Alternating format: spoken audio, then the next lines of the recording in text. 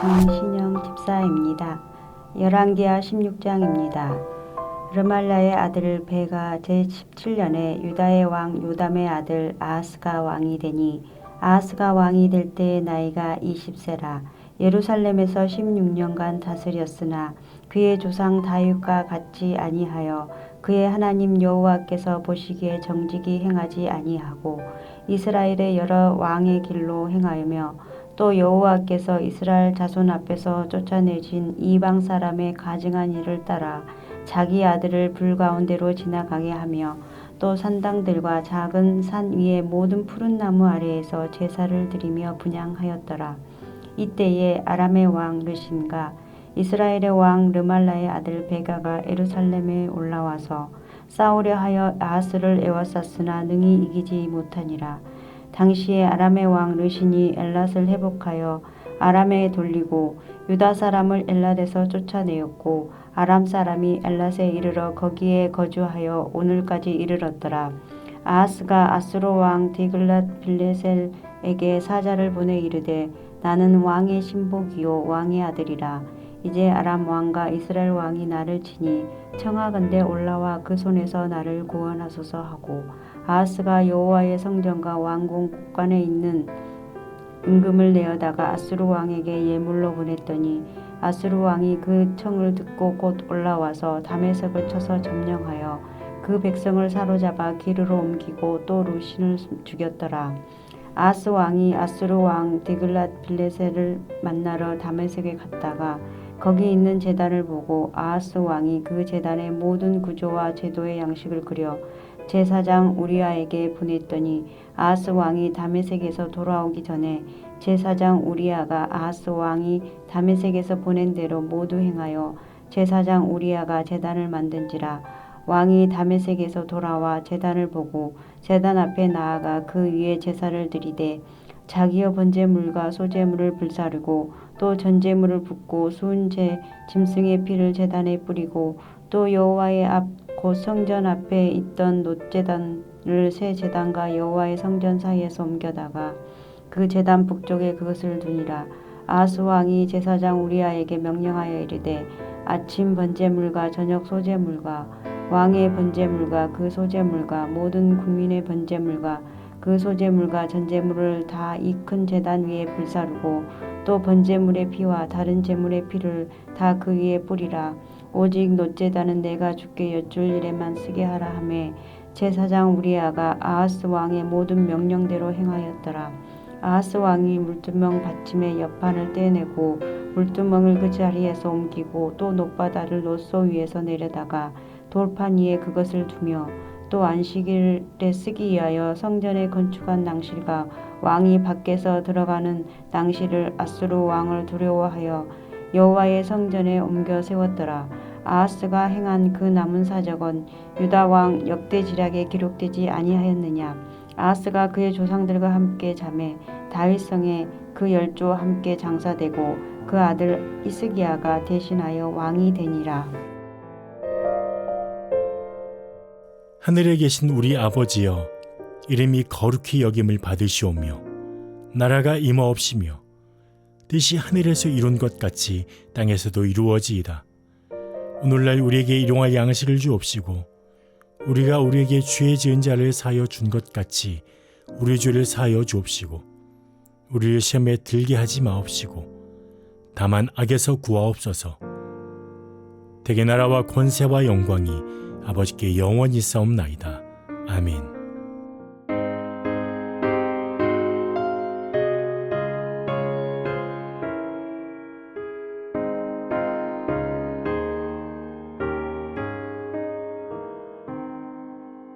구주를 생각만 해도 이렇게 좋거든.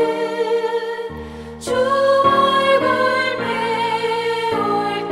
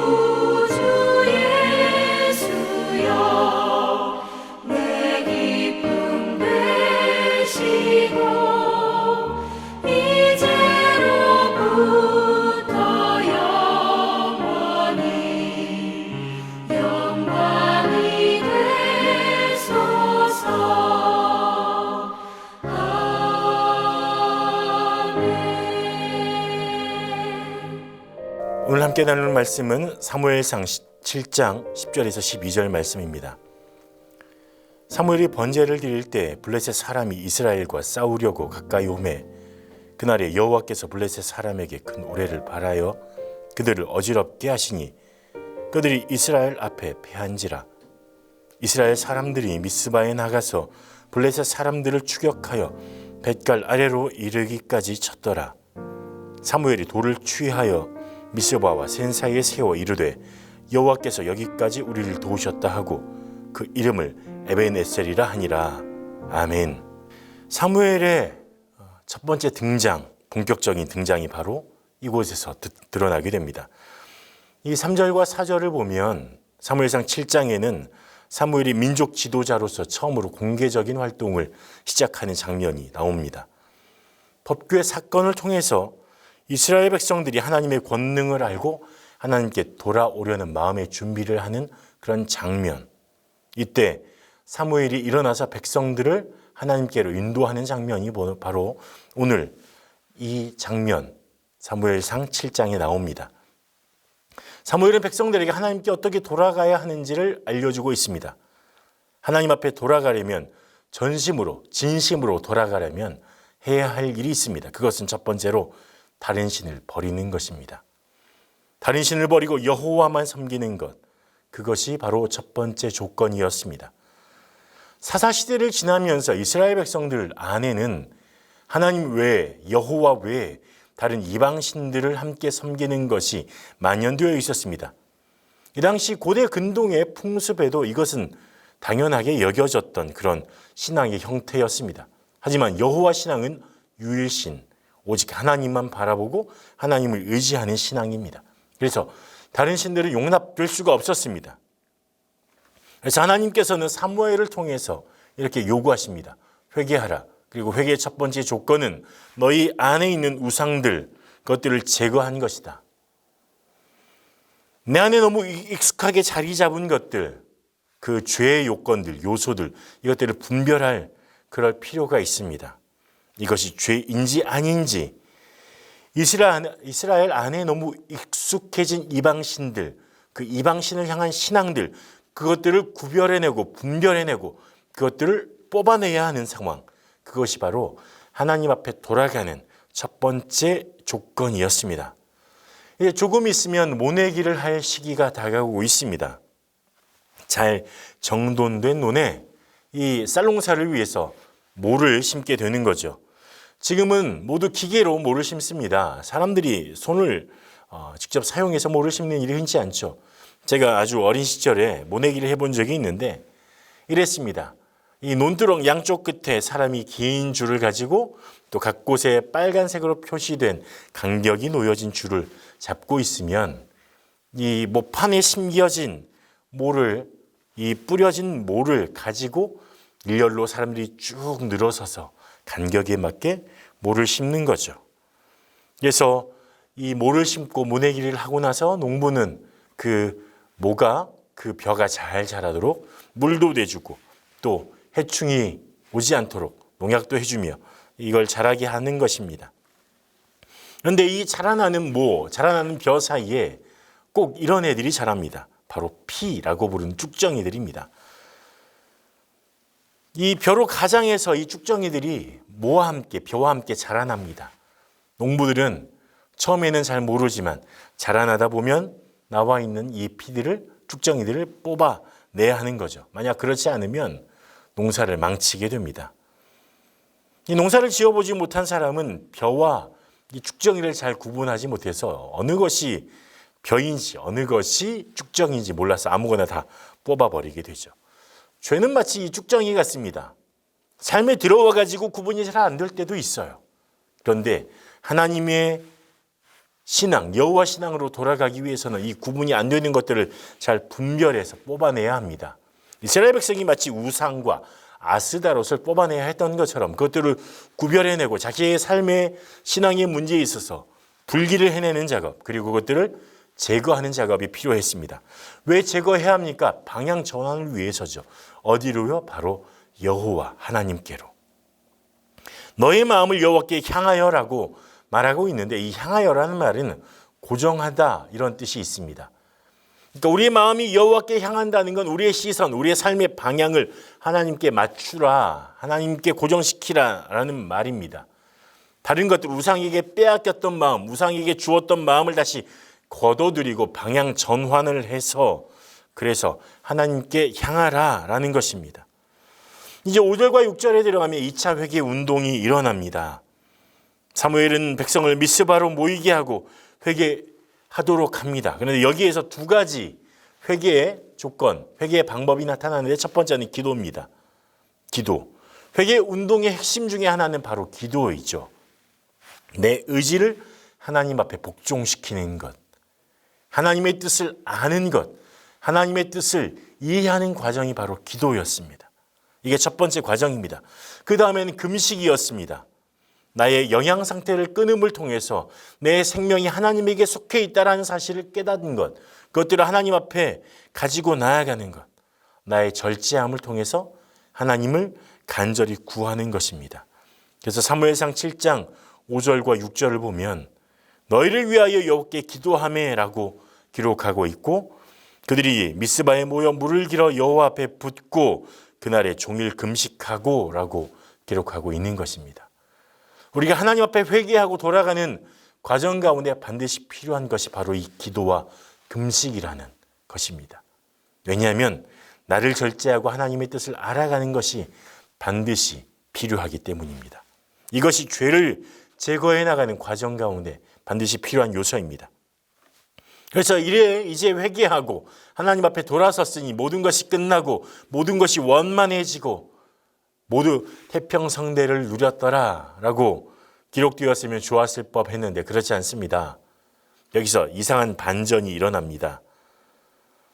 죄로부터 돌아서서 이스라엘 백성이 자기의 삶의 반전을 이루었는데 또 다른 반전이 기록되어 있습니다. 7절부터 14절에 나오는 블레셋과의 전쟁입니다. 하나님 앞에 회개했으면 하나님께서 그들의 삶을 평안하게 인도하실 것이라고 우리는 예상하지만 그렇지 않습니다. 하나님께 돌아서면 평안할 것이다. 아니요. 그때 바로 시험거리가 옵니다. 고린도전서 10장 12절에도 이렇게 얘기하죠. 선줄로 생각하는 자는 넘어질까 조심하라. 이제 됐어 라고 안심할 때 시험거리가 오죠. 우리를 넘어뜨릴 거리가 생긴다는 것입니다. 하나님께 돌아서고 회개하고 금식하고 주의 이름을 부르며 온전히 여호와 신앙으로 돌아가려는 이 시도와 백성들의 회개가 있었습니다. 그런데 이 백성들이 모인 것을 보고 이스라엘이 모인 것을 보고 블레셋이 긴장했습니다. 무슨 일이 일어나겠구나. 이스라엘은 당시에 블레셋의 지배를 받았거나 아니면 상당한 영향을 받고 있었던 것으로 보입니다. 그래서 블레셋은 이스라엘을 공격하기로 마음먹었습니다. 그리고 쳐들어오게 되죠. 이제 이스라엘 백성은 두려움에 사로잡힙니다.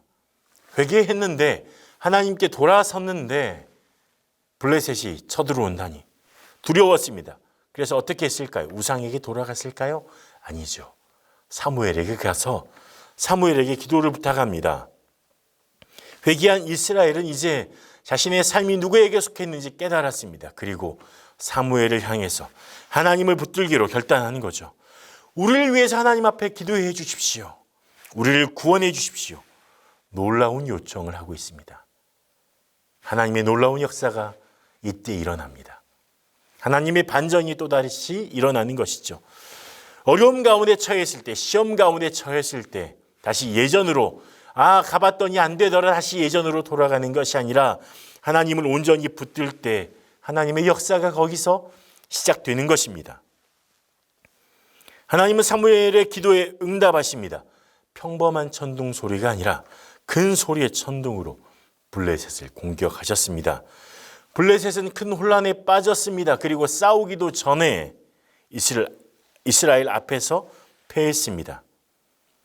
이스라엘이 미스바에 나가 도망하는 블레셋을 추격했습니다. 벳갈까지 쫓아갔습니다. 블레셋의 공격을 성공적으로 막아냈습니다. 그리고 사무엘이 돌 하나를 가져다가 세웁니다. 기념비를 세우죠. 이 돌의 이름은 에베네셀. 하나님이 여기까지 우리를 도우셨다. 하나님이 우리의 삶을 여기까지 인도하셨다. 하나님이 너희를 여기까지 인도하셨음을 기억하라. 그렇게 돌을 세웠습니다. 하나님을 외면했던 백성들이 하나님께 돌아오자 삶의 반전이 일어났습니다. 시험이 닥쳐옴에도 불구하고 하나님을 의지하자 시험거리들, 문제들에 있어서 반전의 역사가 일어납니다. 하나님의 도우심, 그 놀라운 역사가 일어나게 되는 거죠. 우리가 붙들어야 할 것은 바로 하나님을 향해서 우리의 시선을 고정하고 하나님께서 내 인생에 일으키실 반전을 기대하며 하나님 앞에 나아가는 겁니다. 기도하고 금식하고 주님 앞에 온전하게 서는 것입니다. 그러면 하나님이 우리의 삶을 붙들어 주시고 에벤에셀까지 인도해 주십니다. 하나님의 역사, 하나님의 반전의 역사는 어디서부터 시작됩니까? 바로 방향전환. 우리의 시선을 하나님 앞에 고정할 때부터 일어납니다. 오늘 다른 곳에 혹시 우리의 시선이 머물러 있다면 그것을 반전하셨으면 좋겠습니다. 다른 곳에서 시선을 걷어들여 반전하여 하나님께 우리의 시선을 고정하고 우리의 믿음을 고정함으로 하나님의 역사를 만나고 에베네셀, 우리를 도우시는 하나님을, 그 은혜를 만나는 우리의 귀한 성도들의 삶이 되기를 간절히 축복합니다. 그리고 하나님의 역사를 만나서 하나님의 평화, 평온케 하시는 놀라운 은혜를 맛보는 귀한 우리 성도님 되기를 간절히 축복합니다. 기도하겠습니다. 하나님, 내 시선을 다른 곳이 아닌 하나님께 두기를 원합니다. 하나님 앞에 나아갈 때 내 인생에 하나님의 반전을 일으키시고 여기까지 도우시는 하나님의 은혜를 만나게 하여 주시옵소서. 예수님 이름으로 기도합니다. 아멘.